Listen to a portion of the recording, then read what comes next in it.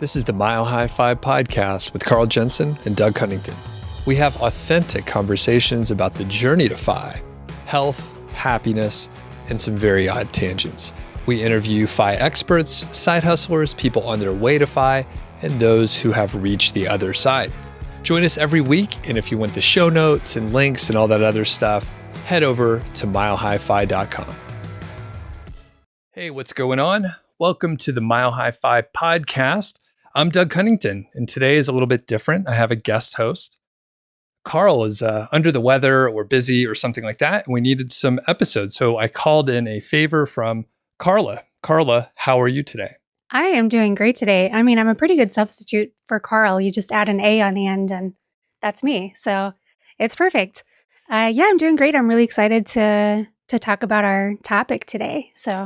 And the topic is taking a sabbatical versus retirement and some of the semantic gymnastics you may have to do. Yes. And if it really makes a difference. And you're a perfect person to talk to about the nuance between the two and maybe coming to a decision on how one wants to treat it. Now, before we get to it, Carla, who are you? And you could talk about your podcast a little bit here, just so people have an idea who you are. And actually, before you answer, you and your husband, Robert, were on the show before. We talked for, a really long time. So we'll link up to that so people can hear about your full background. Okay. I will not start with where and when I was born. I'll try to keep it a little shorter than that. My name is Carla Cash, and my husband, Robert Davidson, and I have a podcast called Pennies and Popcorn, which is about real money lessons from the world of TV and movies. So like most people, we love TV and movies, and we're also super deep into like the FIRE movement and personal finance in general. So we kind of mashed those two loves together and kind of rip apart financial things that we see on screen. So we have a lot of fun doing that. Super brief background pre-podcast life. I am an attorney, practiced law in kind of a big law firm for a little over 10-ish years. And then we pulled the plug on that life, took off to go do some adventures. We backpacked a big chunk of the Pacific Crest Trail, toured Europe, went to Alaska, did a lot of crazy cool stuff, and ended up turning it into kind of a sabbatical instead of an early retirement and moved to Longmont, Colorado here. Robert went back to work. I kind of dabble in a lot of things. So, okay. Yeah. Perfect. And you alluded to one of the reasons why you're perfect to talk about this topic here. And in our community, we often think about just retiring, and then, people may pick up a side hustle or do something as a hobby. It's not necessarily looked down upon once you're in the community, not looked down upon to like do some work again, just on your terms. But mainly the focus is retiring, never going back to work. And I think it's quite a hang up for some people, especially if they think, hey, I never want to go back to work. So I'm curious, when you guys were on the journey, I think if I recall, you didn't like the work that you were doing and you wanted to get out pretty aggressively. So were you thinking, I'm going to retire, or did you not think too far past the whole thing?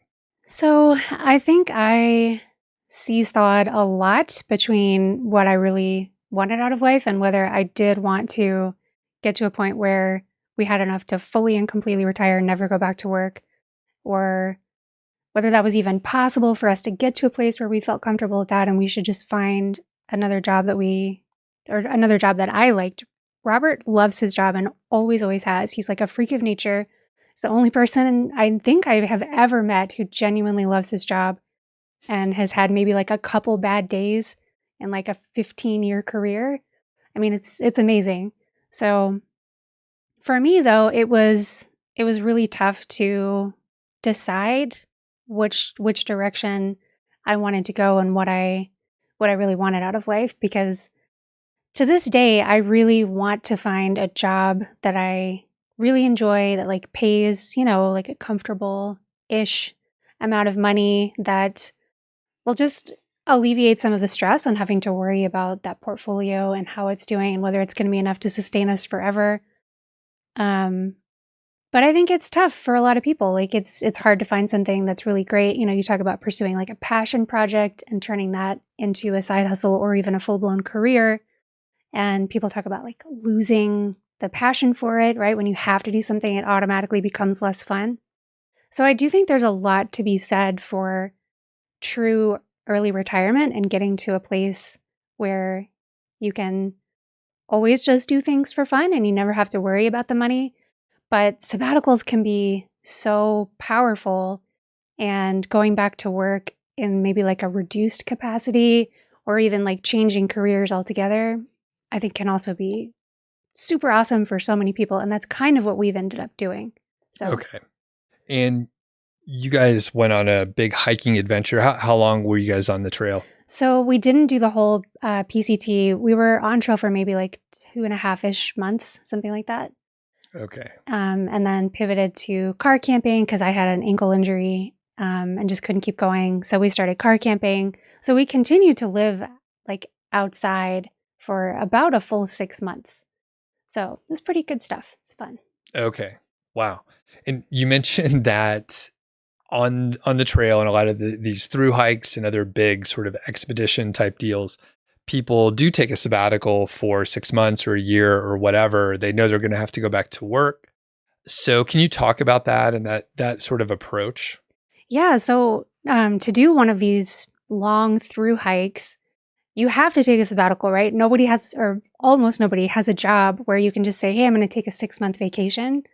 So you have to have some kind of like formal arrangement with your job to say, hey, I'm either quitting altogether or I'm going to go for a really long time. I'll catch you when I catch you, kind of thing. And for the vast majority of the population, like they don't know about the FIRE movement, right? So there is no other option other than to take a sabbatical. They couldn't even dream of having enough to walk away for good unless you're at like a traditional retirement age. So yeah, for all of those people, like 99% of the people we met on trail, that's the mindset that they're in. They've saved up enough for a chunk of time to take this sabbatical, hike the trail, and then go back to their normal lives. And they have a great time when they're out there, most of them, because the lifestyle out there while you're backpacking is just so freaking cool. It attracts the most amazing human beings. But then when you're done with that, you've had this like little taste of pure freedom. You know, you're just living outdoors. Everything you need is in your backpack, right? You're carrying around like maybe a 10, 15 pound base weight plus food on top of that. Sorry. You're carrying around like 10 to 15 pounds plus food on top of that. And that's all you need. That's everything in your whole universe. And then you go back to a normal life where you have like a house or an apartment to clean. You have to get up in the morning at 7 a.m. and instead of like waking up to the sun and putting your shoes on and hiking up this beautiful mountain, you're getting in your car and you're doing like a 20-minute commute and you're sitting in your office with the fluorescent lights. And so it, for so many people, is just incredibly hard to go back to that. So much so that they have a term for it. It's called post-trail depression. And so many people fight that and have to, you know, really struggle to settle back into that quote normal lifestyle. So I think that is a potential risk for people who are thinking about doing a sabbatical, especially if you're going and doing some big intense adventure where, you know, you're like kind of on an adrenaline high every day. And then to just like turn the spigot back completely off and have to go back to day-to-day sort of drudgery at a job that you maybe don't love, it can be really tough for a lot of folks. So I think if you are considering a sabbatical, try to take that into account and maybe plan for like a softer landing. Try to have some time where you can give yourself a period to adjust. Maybe don't go back to work like 2 days after you get off the trail, or whatever your equivalent of a trail might be. So try to budget in for some extra time. Or one thing that I think can be really great for a lot of people is to use that as a pivot point, you know, to turn and do something totally different. And we know some folks who did that too. So there's a lot of ways to skin the cat. So one sort of side question, it's okay if you don't know this, but maybe we could talk our way through it. What are the economics of like PCT specifically if you wanted to take 6 months off, for example, like how much would it cost? Let's just say like someone doesn't have, we could ignore the portion of like their potential mortgage or other living expenses that they're not going to use. So just what should one save to be on the trail, cover cost, say 6 months? So there is a wealth of information on this topic on the internet. It varies a lot. You have people, just like anything, right? You can do it on a total shoestring budget, or you can go hog wild with it. So the big temptation on a backpacking trip like that is going to town, right? Every time you go to town, you're like you can stay in a hostel, you can stay in a nice hotel, you can like not go out to eat at all and just eat your ramen in your hotel room, or you can go out and have like a really nice meal. So it really depends on what you want out of it. But I would say, generally speaking, everybody that we talk to, I would plan to budget roughly 10-ish to 15-ish $1,000 for a 6-month through hike. That it sounds like a lot because you're thinking, well, what are you doing except food? But you're actually paying for rides sometimes. You're paying to do laundry in town. You're paying for hotels or hostels. You're eating out every time you go into town. Usually, most people enjoy doing that. If you have any kind of medical issues and you have to go see a doctor, which is surprisingly common, you're just walking, but you're walking a lot. So it can be a lot of overuse injuries. So I would say somewhere in the neighborhood of like 10 to 15K. Okay. That's not too crazy, especially with, I assume that's sort of moderate eating out, not treating yourself every time, but occasionally you're getting some good stuff, maybe a hotel occasionally. Yeah. Okay. Yeah. Cool. So I'll talk about myself a little bit here, and feel free to ask questions back. By the way, we didn't chat about that ahead of time, but feel free to ask questions back so it's not back and forth, or so it is back and forth. So I haven't taken a pure sabbatical, but when you were talking about being on the trail and like living this great life, you're essentially like outside of your normal reality. For sure. You don't have, traffic and headaches. And like, even if you're, retired, you still have to go to the store and stand in line and like just normal stuff. So I'm sure it's replaced by other things like that, like laundry or whatever. But generally you're in some alternate reality. So the closest thing, and actually looking at the date, for me, nearly 20 years ago, almost to the exact day, I showed up at the Rocky Mountain National Park, drove into Boulder for the first time, got up to Estes Park, and it was like summer camp for 20-year-olds. Yeah. It was fantastic. So like what you're talking about, I woke up, if I had to work, I went up to Trail Ridge Store, which is at 12,000 feet. It's beautiful. People go on vacation there, Yeah. So it's like, I did that every day. So even if I was working, it was a blast. How did I even end up here? It's crazy. And then it was like, 90 days in a row of that. And then occasionally you get a day off. You party in the evenings and have a nice time. And like everyone's sort of in the same situation, except there actually were a couple like early retirees, which were like, how are they doing this? And they're 55, but we didn't ask enough questions, I guess. We're just like, oh, they must have been really successful, but maybe they just prioritize. Yeah. Yeah. So, and one of the reasons why I went out there was just to get out of the normal reality of like college. And we're probably going to record an episode on this. I didn't enjoy college very much, which is like, most people, that's like one of the best times, right? They want to get back to that. It sucked. I didn't like it. I wanted to get out. So I was like, maybe I can get out to the mountains and all that kind of stuff. And then I actually came back the next summer because I liked it so much. So I was like, this is great. Kind of to your point, I hit that post, seasonal work depression and was back in school. And I thought, well, I can go back the next summer and just earn nothing, not spend too much, and have a blast. And then funny enough, like we live like 45 minutes away from where that is now. So I never thought I'd end up back here. So you said you had like some sort of post-seasonal depression when you went back to your school environment. So a lot of people in the backpacking community, their cure for post-trail depression is to just like basically live a life where they work for a few months and then they go back to the backpacking life. Like you just save up enough to keep funding that dream over and over again. Did you ever think about doing something like that with your seasonal gig that you liked so much? So same deal. People did the same thing in the seasonal work. So they would work at Breckenridge or Vail or something in the winter, bum around, like during the shoulder seasons. So I thought about it a little bit, but I was entrenched enough with engineering school and had, nice opportunities in front of me. So I was experiencing, the sunk cost of all the it took me like 6.5 years to get out of college. So all the sunk cost of all that work, I was like, I just need to finish this and then I can, figure it out later. So I thought about it a tiny bit, but I was like, I have a pretty good like trajectory. I should probably like follow along with this, which, yeah, I mean, I'm happy where I'm sitting now. So I think that was good.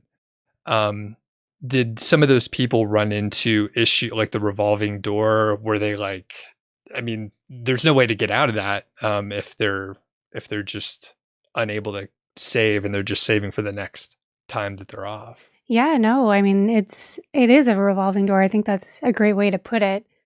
I guess the way to get out of that is to just stop taking the sabbaticals, right? You just go back to work and say, okay, this is it. I'm in it for the long haul now. Yeah, one of our good friends from the trail is from Scotland, and she works as a like an egg quality check person. So she like makes sure that eggs are okay before they end up in the carton. One of the coolest human beings we've ever met. And yeah, she has traveled all over, had a ton of really cool adventures, and that's kind of her model. She just works for a long time, saves up enough to go back out and do something different. So I don't know. She's from Scotland. I don't know if they have maybe like a better pension-ish kind of system over there. So maybe she doesn't have to worry about saving for like true retirement when she gets to the point where she can no longer work at the egg farm factory. I'm not sure what the right word is. But yeah, other than that, like you have to have some kind of exit plan because eventually I'm sure everyone gets to a point where they don't want to be working anymore. So something to think about for sure. And I didn't mean to disparage that lifestyle. I think it could be totally valid, especially if, you're able to take, essentially they're mini retirements. So 4-hour work week has that sort of label for a mini retirement periodically because no one's guaranteed to live till they hit retirement age, or even if she had everything taken care of, there's no guarantee she's going to make it to whatever, 55 or 60 or whatever. Yeah. So, yeah, it's so true. Just yesterday, I don't get on social media a ton, but yesterday I got on Facebook to look at used pianos because I'm a piano addict and it's a problem. But I saw that one of my friends from college had just passed away. Oh no. Yeah. Sorry. And I mean, 39 years old, just a little bit older than me. And yeah, it's such a powerful reminder whenever you have something like that come up that we're never guaranteed a single day, right? I mean, anything could happen at any moment. So I think if you're making a little pro-con list at home for sabbaticals versus early retirement, I think that goes in the pro column for sabbaticals, right? Like don't wait to do something that you really want to do, especially a big adventure like the PCT or, backpacking through Europe or something like that. If it just means so much to you and you really want to do it, I say go do it. If you have the funds and you can swing it, you'll figure out some way to find work when you get back from that. So I think that goes in the win column for sabbaticals. 100%. So before we move on to like maybe the semantics of sabbatical and retirement and how someone can look at it, I didn't know you were having a piano problem. I have a guitar problem. I have a new guitar back there. We got it in Santa Fe. Oh. And yeah, we'll talk about it later, but sometimes you have to indulge. Have you gotten another piano or you're just looking? I was looking for a friend. I know that sounds like a line, but it wasn't. I'm teaching a friend of mine to play the piano, and she was asking me for recommendations on used ones. So that is why I was looking. At least that was the immediate reason. But I just kind of look all the time because I am always curious if they have like a really good deal on one. What's and I'm just tangents are part of the show. What is a used piano cost? Like what kind of stuff are you, if you're comfortable saying? I mean, we can look, so it's not like you're hiding anything. if you get on like Facebook Marketplace or Craigslist, there are usually dozens of pianos available for free, acoustic pianos, because they're big and they require a lot of maintenance. You got to get them tuned, which is fairly expensive. I think my piano tuner charges like $180 per session, like, and you have to do that twice a year if you want to keep your instrument in good shape. So it's expensive, it's time consuming, and a lot of people get the instruments and then they just let them sit and they don't do anything. And then 20 years later, they're like, we should get rid of this thing. But they're in terrible condition. And there is a past the point of repair for pianos where they don't get back in tune very well. So at that point, they just give them away for free. So be very, very leery of these free acoustic pianos that you see, because a lot of them are past the point of repair. You can get really good deals, like it's possible. Yeah. But also keep in mind it's not truly free because you have to move it and you typically can't do that yourself. Got it. So anywhere from free all the way up to like tens of thousands of dollars. It completely runs the gamut. A digital piano, I would say for a pretty good one, you're looking at somewhere in the range of $500. Okay. That's like decent-ish. Got it. Yeah. And then it's very interesting because the shop that we went into in Santa Fe, it specializes in vintage instruments, and they'll get guitars that are sort of in disrepair, and they'll rebuild them. But the thing is, an acoustic guitar sounds really good if it's old. Even if it was, abused, the old wood is very good. Oh. The age is good. So these guys were getting, 50, nearly 100-year-old guitars. They'll take them apart, rebuild them, rebrace them, glue it, make sure it's in good shape. And then, it looks all beat to hell, but it plays wonderful and sounds like ridiculous compared to a new guitar. That's really cool. Yeah, I don't know if the wood on piano ages. I mean, I do know that generally speaking, a brand new piano is going to take like a few years before it sounds like as full and rich as it ever will. And then if you maintain it, they can last almost forever. Right. So they last a really long time, but I don't know what it is about pianos exactly, but there's something that can go wrong with them. Like the strings, I guess, just deteriorate if they're not tuned properly. And you just never get them back in tune. So you have to like restring it and start from scratch. Got it. Okay. We could talk probably for like 3 more hours on that. So we're talking about sabbatical and retirement, and what got you guys back to work? So I think you probably had the option at least to not work for maybe forever, at least for several more years, and just chill out. So what got you guys back into the office? So Robert just straight up missed it. Like what a weirdo. I know, right? It's crazy. He has such a great relationship with so many people that he worked with. I mean, there's no other way to put it. He was just like missing it a ton. So I think he gets a lot of value out of, feeling useful and those relationships that he has. And it's such a perfect fit for him. So that was like the thing he wanted to do most in the world, was go back to his old job, especially given that he had the chance to do it remotely from wherever we wanted. So we were able to land here where we're close to the mountains after being like in the mountains, going all the way up to Alaska, like the Oregon coastline, all those beautiful places. We just could not bring ourselves to go back to like flat, hot, horrible Dallas. So, we ended up here. And so that's his answer, is he just couldn't get enough of work and wanted to go back desperately. I ended up going back to work in a reduced capacity, doing something very different, just because I kind of stumbled into it. I met some great people who had a little itty bitty immigration firm, and they just like put their whole hearts into it and loved it. And it was just fun. So I ended up getting back because I just found a great opportunity. Okay. And it's like a lot more rewarding than the type of law you were practicing before, right? 1,000%. Yeah. Okay. So what about you? What do you think sabbaticals are recommended for the majority of people, or would you recommend that you like grind it out, stick it out until you're at your fire number? I think it's personal for each person. And but generally I would say probably, you can call it a sabbatical to give yourself flexibility. If you never go back to work, great. Who cares? Like your sabbatical just turned into retirement.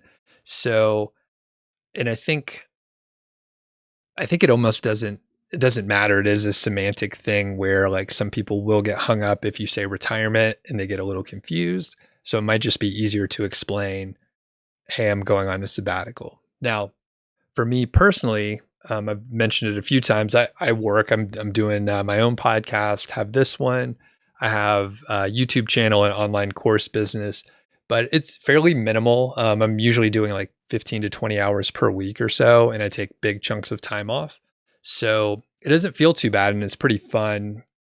Usually, if I run across some activities that I don't enjoy, I get them off my plate so I don't have to do them anymore. That said, it still takes up some brain bandwidth. And I could see certainly going, me personally, even though I live somewhat of a lazy lifestyle, taking a sabbatical from the lazy lifestyle, which sounds so indulgent and nice, but really self-centered as well. I don't think so at all. I mean, look, like we were talking about, life is short. And if you feel like you need a break, even from something that seems pretty relaxed, I say take it, do what you want to do. As long as you're not hurting anybody else, I say do what you want to do in life.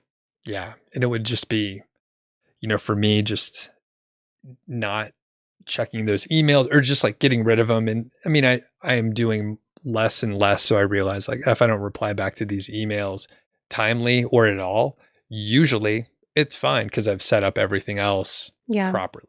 But having the break and just the bandwidth, how long did it take for you to like decompress after? Because you were pretty like in a high pressure situation for your career. Very much so. I would say, I don't know. I always feel like the way that we did it, the way that we quit and like went on a big adventure was so good. And I would highly recommend it to anyone because we didn't go from 60 to 0. We went from like 60 in one direction, like a unfun work stress direction, to kind of like 60 in another more fun direction. We just had so many things going on. We're meeting so many new people, having these new experiences every single day. And that really worked for me. I think I would have had a hard time if it had just been like a clean break. And then I was just sitting at home, waking up the next day going, what do I do now? So I think having a transition like that, where you're doing something that's exciting and fun, and then it gives you time to think about how you want to structure your quote normal life when you quit doing these big adventures, that it really worked well for me. So it was kind of a slow decompression in some ways because we went in such a radically different direction. But I would say in general, maybe like a year or so. Right. Yeah. I mean, it takes a long time. Yeah. It's interesting to think about. I was talking to someone and I was like, I think I need to do like a pre-vacation before I go on vacation. Because usually the first couple of days, you're still like thinking you got to check your email or something like that. So, all right. Well, as we wrap up here, a couple last things. And I think you actually summarized it pretty well, but I'll give you a chance again. You said, if you want to take a break, go on sabbatical, like do it. Anything else to add with that? Yeah, I think just go out and chase those dreams. I don't think anybody ever regrets taking a shot at something. It's that kind of cliche about you regret the things you didn't do, not the things you did do. So as long as you're financially prepared for it, you're not going to like get stranded somewhere with no resources or be on such a shoestring budget that when you get back home, you're like, I got to find work and I got to find it now. And you're in a panic mode. As long as you're protecting yourself from those kinds of dangers financially, then I say go for it. Awesome. Now, I'll let you talk a little bit about your podcast. And I recently listened to there were 2 episodes. It was a 2-parter on the MLM. Can you talk about that one a little bit? I mean, I think you guys enjoyed the documentary it was based on, and just give a little teaser. Yeah, so we did 2 episodes on the LuLaRich documentary, which is about the LuLaRoe company, which is a multi-level marketing company, which I think probably most people are familiar with. That's things like Mary Kay, or LuLaRoe was a really popular one. What is it, like Amway was kind of the original gangster in the MLM community. But it is such a common thing for people to get sucked into this. I think especially, well, if you're in the financial independence community, you're probably financially savvy enough to know that these are generally not great ideas. But people who don't have like a traditional W-2 kind of job, I think will often get sucked into this kind of thing because they think, oh, it can be a fun little side hustle and make some money at it. So we talked about the statistics and how few people actually make any money at all getting into an MLM. Anyway, it's a fascinating documentary. We had a lot of fun putting the episodes together. So yeah, check out Pennies and Popcorn. It's a lot of fun. Cool. And we'll link up to those episodes. And, quick note, this is a good time to launch the Mile High FI MLM. It'll be, you're selling our merch, but it's obviously, really nice stuff. So you can email Carl at Mile High FI, and he'll get you roped in. Yep. All right. Thanks, Carla. Thanks for listening to the show. That was the Mile High FI podcast, and I'm Doug Cunnington, the balder host, and Carl Jensen is the cool, sexy one. If you dig the show, please do 3 things for us. Number 1, tell a friend, a family member, an enemy about the show. We really don't care who you tell. Maybe forward them a specific show that you know that they will like. It's the single most helpful thing that you can do to spread the word. It's like giving us a virtual high five, and actually we don't give high fives in person, so the virtual kind's pretty good. And more importantly, your friend or family member or even your enemy will appreciate the fact that you were thinking of them. Number 2, make sure you're following or subscribed on your podcast app, Apple Podcasts, Spotify, Overcast, YouTube, whatever you're using, and that way you won't miss a show. And number 3, please leave us a rating and review. We read them on the show occasionally, and you might hear yours out there on an upcoming episode. Quick disclaimer, this show is not financial or legal advice. I'd actually be surprised if it sounded like it. It's really just for entertainment, and that's at least what we're hoping for. But seriously, get advice from professionals. Carl and I are just 2 guys with microphones that sit in my basement and talk. So we'll catch y'all next week.